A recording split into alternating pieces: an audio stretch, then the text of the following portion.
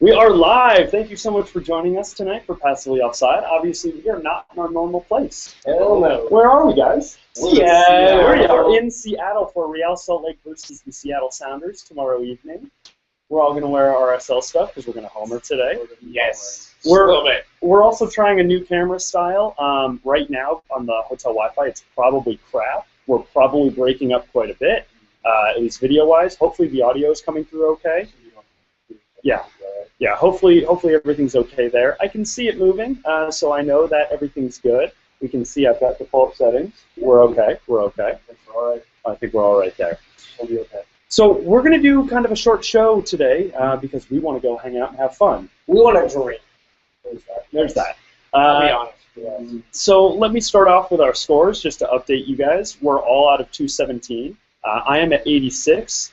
Boris is at 90. Nephi is at 87. And Splendid is at 82. We are staying tied for right now. No, as long as you and I stay tied, or as long as I stay 4 above you, we tie every week, I'm happy. Okay. In other news, just to give you guys an update and remind you, Seattle Sounders versus the Philadelphia Union at PPL Park, Tuesday, September 16th, p.m. Eastern. That is the Open Cup Final, so that's next Tuesday. Be sure to tune in for that. It's going to be a very good game. Please cheer for Philly. Yeah, I don't want to see it. Yeah, really. I don't want to see the trouble. That's it. It would be bad. It would be bad. As always, remember to join us on Facebook at facebook.com/passivelyoutside, on Twitter at passively_off, or email us at passivellyoffside@gmail.com. We're not going to read anything today, even if you sent it to us, because we're getting out of here soon.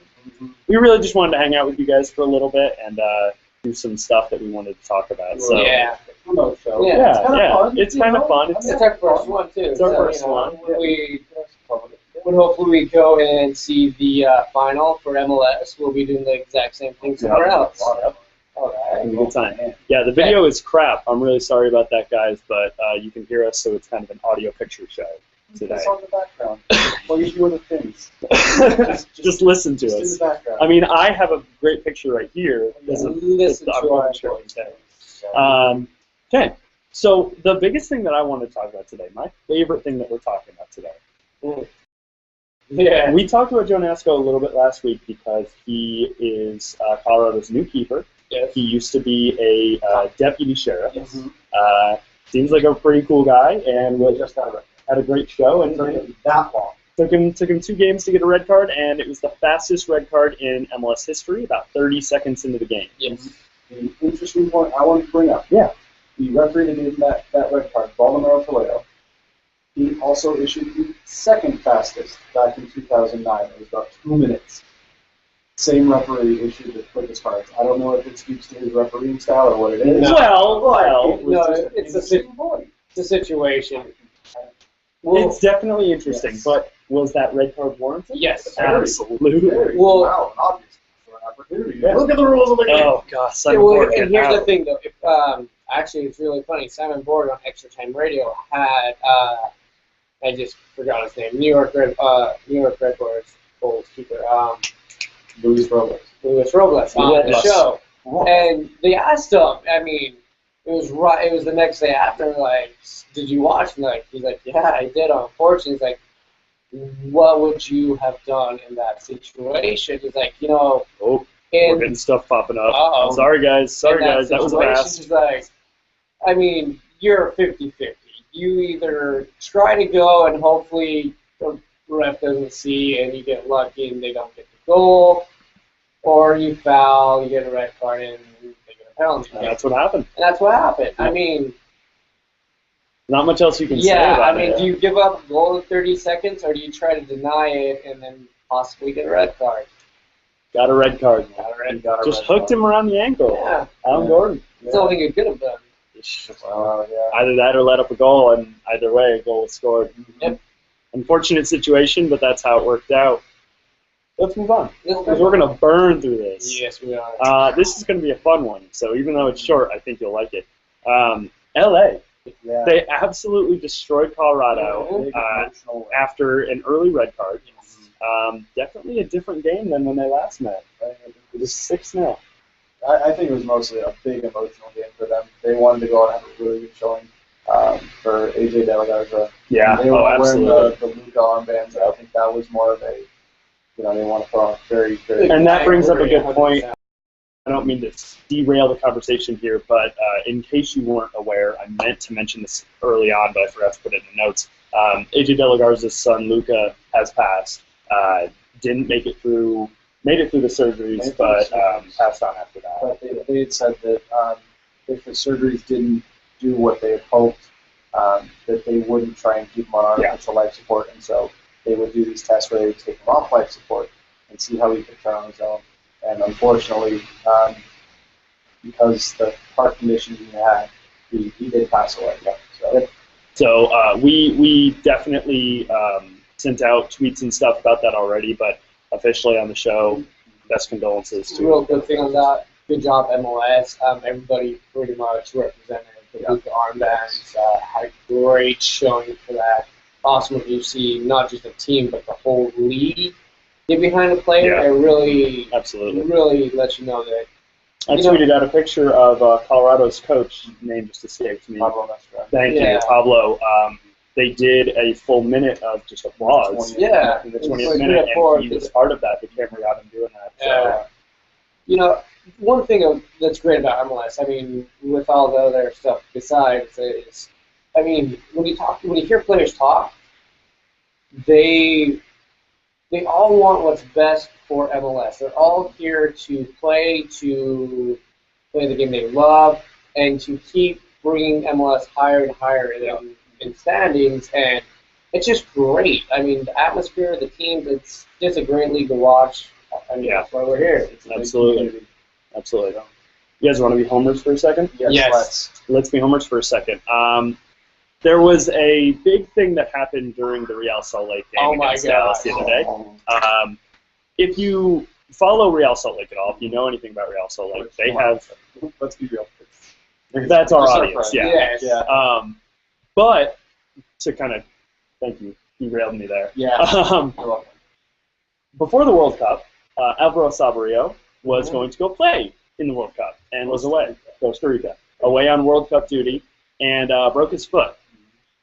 Second time. You remember what metatarsal was? It was fifth metatarsal. It was his pinky toe. Yeah. Which is bad as a soccer player. I mean, any foot injury is bad, but that one, you have to, that's your pushing side. So he was out for 118 days and came in against Dallas and scored immediately. Yeah, they said it was about 13 seconds. 5. They target, well, from when play initialized is when you start it. The one I saw was basically as soon as he stepped foot on the field to when he put his head on that ball, it was about 13 seconds. Yeah, the official record for the time it took for him to score, I believe, is 5 seconds. Yeah, so the time the ball was played, it went exactly that. And the funny thing is, so today, Javier Morales, the guy who took the corner kick for him, actually was interviewed today, and they talked about that. And he said, I really felt bad. I mean, seeing him first they're great friends. They've been playing together for a long time. To give a little backstory, it's like when he got injured in the World Cup, it was really sad for us because here's one of our best players and one of my good friends. This is his words. Misses out on this, and the only thing I can tell him is keep working hard and it'll pay off, man. Yeah. Like it'll come back. And he's like, the words were, through this rehab, you just saw him like with more determination coming back. Yep. And when he saw him stepping on the field, he's like, really? All right, well, I'm just gonna try to play this to him. I'm just gonna put it in, and just he deserves a chance. And so he's like, I didn't think he was gonna score, but it's like he's on. I'm gonna play it to him. Give him a chance, and it goes right in. It goes right in. And that was the winner of that game, a 2-1 win over FC Dallas, a much-needed win for Real Salt Lake in their current standings. That's not even us being homers. That's just this was a much-needed win for them. Yeah. So. Exactly. And awesome. It was good payback for the 2-1 loss we got. Yep. Yeah, we got. It's all right. We're being homers today. It's okay. We're all in RSL gear. 2-1 loss that we all got in Dallas 2 weeks ago. 2 weeks ago. 2 weeks prior. Yes. So they went to Dallas and then San Jose, and then they were at home. Yep. Um, And that goal was scored right in front of me. If you watch the video, you can see Michael and I standing right in front of the goal or right behind the goal, and I just hop away all excited, like, oh, it was so funny. It's so funny. Yep. Well, let's move on from that. You mentioned San Jose. San Jose's been puzzling me lately. Mm-hmm. They've been puzzling me because they've been making a really good show. They're very low on the table. Yeah, second to the bottom. Yep, they've been making a really good show against some strong teams. They sit second to last in the West, but they're giving teams a real show, and they keep drawing or losing or barely winning. They're so inconsistent. What can they do? they can't. They're not going to be able to claw their way out, but they can at least make the fans proud by not giving up. I mean, how will all the season ticket holders, all the fans feel? They're now second to the bottom in the Western Conference, and they just say, whatever, cash it in. We'll just put on our reserves, and we'll finish out the season. And we'll look forward to next season. It's really Well, that's kind of what I was going to say. Is that's why they're not giving up, is because they're proving that next year with their new stadium, everything else, that the money hopefully coming in, they will be better. But they've already made a change of style of play. Yep. We've seen that. There's already been a change of guard. So this is really them saying, we're not going to be the same San Jose team that everyone knows us to be. We are changing. Yeah. And I would expect us to see a different San Jose team. Yeah. There's going to be a lot of changes. I'm excited for it. I can't wait. Yeah, I think it's going to be a lot of fun. We completely just froze up, so I'm messing with that right now. But I think they are going to be a lot of fun to watch and kind of, see what happens from there. Yeah. Yeah. Well, and that's kind of like how all the West is kind of turning out. I mean, I was going to lead into the next with Montreal and LA. Their last game, Montreal is a team that, again, is on the bottom of the West, but they are still. I mean, if you watched the game last night, they should have won that game last night. Yeah, I didn't get a chance to look at the highlights, but they've been showing really well. They almost had a draw from Houston, and now they put 2 goals in the middle of the game against LA. Yeah. I mean, that's against a strong team. Yeah, they should have won. And we're back. Yeah. Welcome back. That's another thing I was going to talk about with Montreal. They're making a real show of things as well. They're still last in the MLS. They almost drew Houston last week. They did draw LA 2-2 last night. LA had to claw their way back. And LA is the team that slaughtered Colorado. I mean, what? Montreal changed up their lineup. And so did LA. And LA's lineup was a joke. LA's lineup is Bruce Arena saying, can I do the same thing that everybody else is leaning more towards? I just don't. I think it was a 3-5-2, right? It is a 3-5-2. Oh man, it was awful. The 3-5-2 is a great formation when you're playing the style that every player plays, which is saying every player's going to contribute on defense. And if you have a team that isn't built around one person, or it's everyone with this mindset, it's beautiful. It works. It's great. MLS doesn't have that type of players to do that. I mean, let's be honest. We're not the highest league. We don't have the best players. I don't want to see a 3-5-2. I think it would be better to see that throughout the entire year rather than just trying to throw that in the game, especially with one that has you have to get all the guys on the same page for all 90 The reason minutes. he did that is because of his injury. Yeah, because of his injury issue. Yeah. And That's he was out on yellow cards. No, he Or got is that. that's That's Yeah, that's against San Jose. all right. because they've got both their left backs in the picture. Larry Rogers and his name. Now he had the growing injuries and stuff. Yeah, if you watch Colorado, both those are his attacking left backs. Both those guys are out. I think it was Bruce Arena going, well, what can I do and not? What can I do? Yeah. Bruce, throw the dice out there every while. I was like, yeah, let's see if this works. Dang, that didn't work. Not so great. Well, let's finish this one up with one more topic here. We're going to talk about Fabi Spindler, an old RSL player, got a red card against New York. Yeah. And that basically, in some regards, to 1-0 loss. Oh, definitely. Very close game, 1-0, really not much there. Was not a PK, by the way, kind of middle of the field. I watched that multiple times today just to make sure I had my opinion. Did you watch the game or did you just watch the replays? Well, I watched the replay of just the red card. Okay. I want to get your guys' opinion before I say mine. Was that a deserved red? Yes. Okay, so really? Yes. I don't think it was. Well, okay, but it was a deserved red in the moment of play. I will give you that. In retrospect, which us fans get, is we get to watch replays minute by slow motion, different angles. We get to see different things. And where the ref is standing, he sees foot up in a dangerous position, which no one can deny, and a player going down.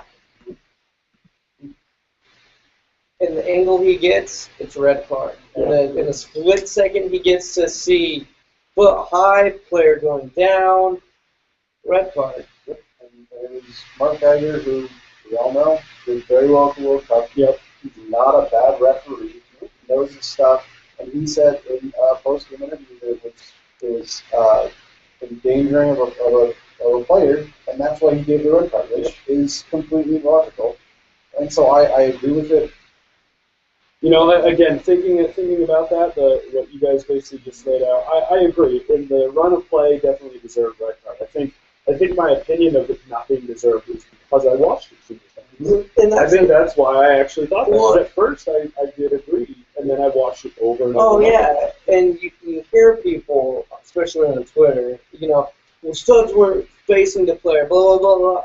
The ref doesn't have time. And the ref was behind the New York player, by the way. Exactly, and the ref doesn't have the time. And if the foot is this high, it's a dangerous play. Yeah. It's at least a yellow card. Now, the way that he goes down, just the run of things, it's a red.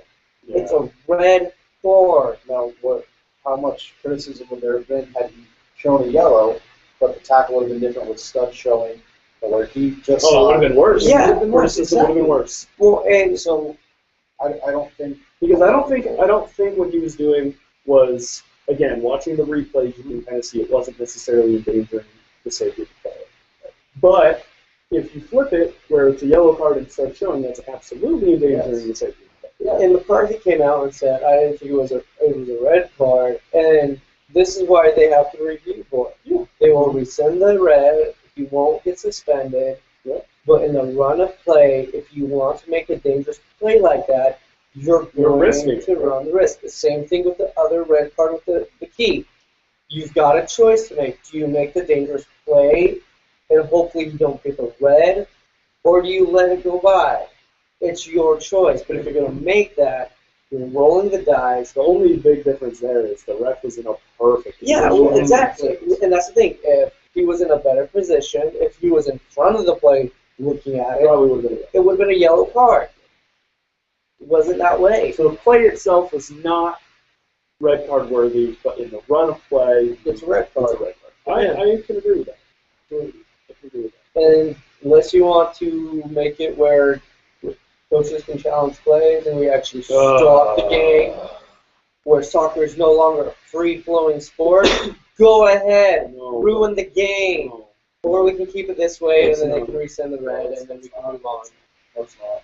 All right, that's going to do it for us tonight. The video is absolute garbage, so I'm trying to speed this along even more. Yeah, that's good. Look, I can turn it off and turn it back on. Yeah. Let's do it real quick, our favorite spot. That's predictions! Really loud. There are no predictions. No, we're going to do one prediction. Okay. Guys, who's going to win? RSL or Seattle? Oh man, I'm gonna play Homer and say Real Salt Lake. Real Real Salt Salt Lake. Lake. That's right. Okay, that's all I wanted to do. So the video is just garbage right now. I'm sorry about that, guys. Also, Nephi's tapping was probably very loud because I'm we're going off sorry. my computer's audio I right didn't now. realize that. It's okay. Thank you for joining us. Look at that great picture. Mm. Look at that. Look at Mm. that. Again, thank you for joining us so much. Short and thrown together episode. Oh, we're moving a little bit. Everyone wave real quick. Bye. And as we freeze up, I'm going to remind you as Nephi walks away to join us on Facebook at facebook.com/PasswayOffside, Twitter at @Passway_off, and email us at PasswayOffside@gmail.com. And watch all the games tomorrow and have fun, and we'll see you next week. Bye.